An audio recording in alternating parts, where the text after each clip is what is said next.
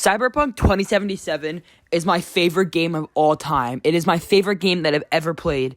From being able to look at myself in the mirror, from this tiny, tiny, tiny attention to detail on every corner, I absolutely love this game. I think that CD Projekt Red, Warner Bros., I think they all did a phenomenal job on this, and I think it gets way too much hate. Let's talk about it. So, the first thing I want to address is the glitches in this game. A lot of people might be saying, how can you even play it? Well, I actually have a next-gen console. I play on Xbox Series X, and let me say, Cyberpunk 2077 runs like a dream on next-generation consoles. Now, there are a few glitches here and there, but overall, it runs like butter. It is smooth. It is perfect. The combat in this game is unbeatable. The different mechanics and the different mods you can have on your weapons, you can make your weapons so personalized, and it's just phenomenal. Like, it's indescribable. You can download different hacks. The hacking system is great. The way that you can hack other enemies to make them do certain things, such a great feature, such a good idea. The combat is just, it's a 10 out of 10. Like I talked about in the intro, every little thing is a detail. Real water. This advertisement is awesome because if you think like in the future they would have, dirty water and stuff. So real water is something that would actually be advertised, and I love how it's such like a pure thing. Like now people advertise pure 100% organic. In the future, real water 100% organic. It's real. It's such a great concept. Everybody who worked on this project is such a genius. Like the art, the style of the game, it's perfect. Not to mention the story. The story is phenomenal. One of the best stories I've played. There's 3 different stories, 3 different paths you can take. It's such a good game. And this game has some beautiful shots, as you can see here. The lighting. Visually, this game is insane. This lighting, look at this. All directions, radiating everywhere.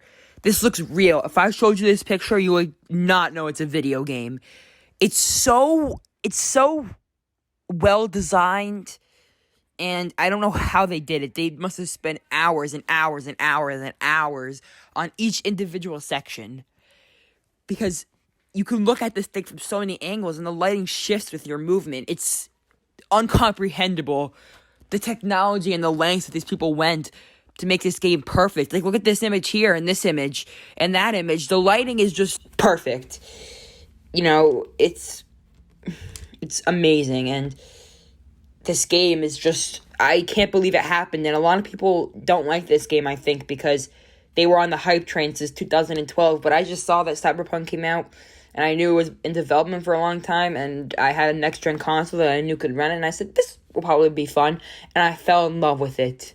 I love this game so much, and I want to talk about some of those small details again. Like here, every sign, it's rusting. There's so much attention to detail. It's wires hanging above streets, signs with actual names on it. It's crazy. Now I want to talk about Ripper Docs. I love the idea that there's doctors around the city that can install your cyberware. I loved Vic. He's one of the main characters. Such a great character. Really nice supporting character. Right here you can see I installed some cyberware on my character. These are mantis claws. You can eject them out and hit enemies with them. Really cool. I like that it visually affects your character, so it looks different from others' characters. Not to mention that your face and everything is different from when you customized it before you started the game, but it's really great. And now, I was talking about the story earlier. I want to address one more thing before I close out this video. You will get attached to characters in this game. The way you make the choices, you feel like you are V in this game. And when you make a wrong choice, it hits hard. When you, spoiler here, but when you lost Jackie at Arasaka Tower, it hits hard. Like, you feel like it's your fault, and Jackie was my favorite character besides V, and, I really liked him, but you lose him, and I can't help but wonder if there was something I could have done to save him, but that's part of the fun of this game. Like, you feel so real. You feel like you're in Night City, exploring Night City.